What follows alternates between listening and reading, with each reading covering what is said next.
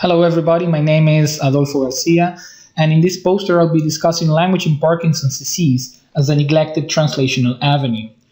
Unlike motor speech disturbances, linguistic disruptions have long been underestimated in Parkinson's disease. However, accruing research attests to their ubiquity, their impact on communication skills and daily functionality, and their role as potential markers to characterize and identify early-stage patients with diverse phenotypes. We have recently developed a novel framework to capture these linguistic markers automatically in natural speech. And basically the way in which we work is we administer different speech elicitation tasks, and we record the participants' oral production. And from those recordings, we can obtain acoustic features, but we can also automatically transcribe the recordings. And from those written transcriptions, we can obtain lots of linguistic features that may be related to the core atrophy targets of the disease. And all that information, we feed it into machine learning pipelines, including steps for feature normalization, hyperparameter tuning, and basically we train classifiers with part of our sample, then we test it on holdout samples, and we try to find the optimal collection features that allow us to identify people who have Parkinson's disease relative to those who don't, and also to infer the severity of core non-linguistic symptoms. Today I'd like to share with you results from recent studies that we've conducted. And first I'd like to discuss a recent experiment that we did concerning phonological processing. In this study that was published last year in Movement Disorders, we recruited Parkinson's disease patients with and without mild cognitive impairment and healthy controls, and we gave them two texts, and we asked them to first read the texts silently, and then to read them out loud, and to retell the stories, counterbalancing the order of these tasks across texts and participants. And we recorded the participants' production in both tasks, and we implemented measures of articulation. Basically, we calculated we quantified vocal fold movement in the transition between voiced and unvoiced sounds and vice versa. We also estimated aspects of prosody, mainly speech rhythm and pitch-related variables, and most crucially, we focused on a novel measure that captures phonemic discriminability. That is to say, how discernible each of the phonemes that are produced by the participants are. And this is a measure, phonemic processing in particular, that sits at the interface between speech and language. And what we found is that in the case of Parkinson's disease patients without mild cognitive impairment, maximal discrimination relative to controls was obtained by combining information from all three dimensions in the reading task. However, in the case of Parkinson's disease patients with mild cognitive impairment, it was this phonemic identifiability or discriminability measure that gave us maximal classification during the retelling task. Actually, with this measure, we were able to discriminate between patients and controls with an area under the curve of over 0.90.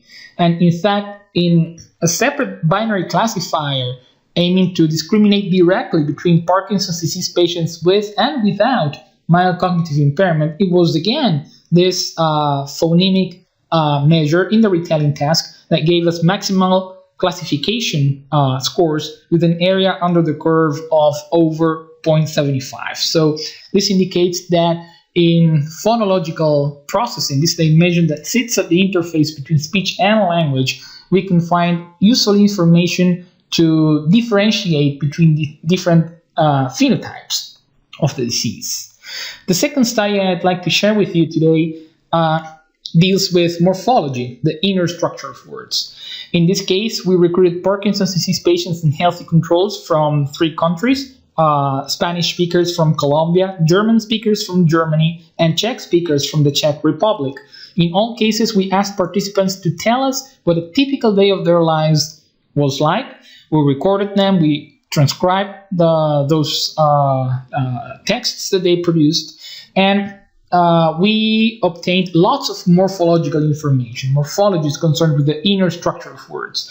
And here we were able to quantify the distribution and different patterns related to, for example, the use of past versus present versus future tense, or the use of plurals versus singulars, or masculines versus feminines, and so on and so forth. Combining all this information in a rich multivariate classifier, we found that for each language separately, despite their major typological differences, morphological information gave us very robust information to classify, to identify patients from controls with areas under the curve that ranged from 0.84 to over 0.90. And even more so, we explored whether this morphological information, a domain that hinges on the integrity and functionality of frontostriatal circuits that are core atrophy targets of the disease, whether this information was predictive of the patient's level of motor symptom severity as estimated via the UPDRS Part 3. And in fact, we found that in each of these languages, that was the case, which indicates that the study of morphology in natural speech may actually be sensitive to track core symptom severity. And finally, I would like to share some results concerning semantics, basically the construal of conceptual information. In this study that we published in 2016, we asked participants again to tell us what a typical day of their lives was like, and we weighted the different semantic fields, and we tried to identify the semantic fields that were most discriminative of patients relative to healthy controls. And we found that among the top concepts that proved the weakest in the semantic construal of Parkinson's disease patients, the vast majority of them had to do with bodily motion. The construal of events such as walking and working and taking and making, getting and playing, all of these things that have to do with the linguistic construal of how we move our bodies, they proved the weakest and the most discriminative when it came to differentiating between persons with and without Parkinson's disease. And this is interesting because this is a domain that, again, hinges on the integrity of frontostriatal circuits and other cortical and subcortical brain regions and networks that have to do with bodily motion. So in this final study that I want to share with you today, published recently in Cerebral Cortex, we went one step further, and here we wondered whether comprehension of action information in naturalistic texts was selectively affected in Parkinson's disease patients. So we recruited Parkinson's disease patients, healthy controls, as well as two disease control groups made up of patients with behavioral variant frontotemporal dementia and Alzheimer's disease. We administered all participants with an action text, which was very rich in its depiction of bodily motion. The protagonist jumped and ran and did all sorts of things with their body, and a non-action text, whose protagonists were mainly static, and the story focused on what they were seeing, thinking, remembering, perceiving, and things like that. And we calculated the level of comprehension behaviorally of each text, and then explored multimodal neural correlates of performance.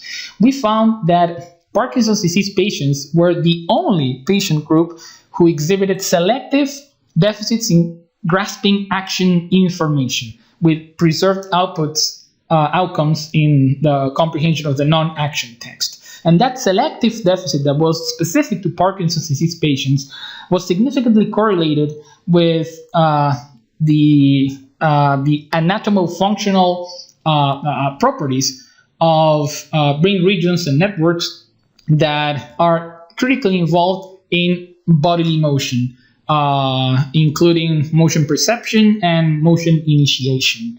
So this suggests, again, that a linguistic domain, in this case, action semantics, may be useful not only to identify persons with Parkinson's disease, but also to capture disease-specific anatomofunctional disruptions in their brains.